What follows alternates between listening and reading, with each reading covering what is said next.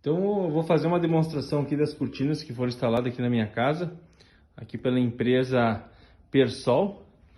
Aqui então eu tenho um aparelho que é o connector, né? Está interligado aqui com as cortinas, e também vou ter o Alexa. O controle então não tem utilidade por enquanto estou usando o sistema da Alexa. Então vamos fazer uma demonstração aqui. Alexa, abrir cortina 1. Tudo bem. Alexa, abrir cortina 2. Tudo bem.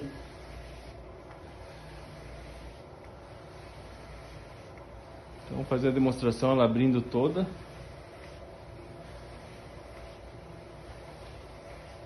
Se eu quiser que ela feche, ó. Alexa, fechar cortina 1. Tudo bem. Ela já vai baixar sozinha.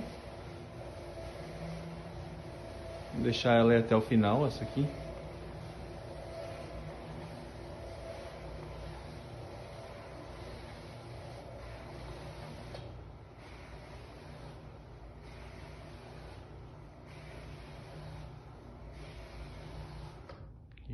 Alexa, fechar cortina 2.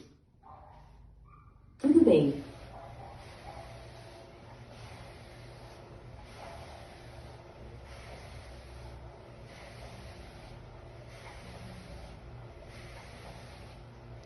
Então tá aí, pessoal, ficou show de bola, tô bem feliz, tô bem contente com o trabalho deles. E funcionou direitinho aqui em casa.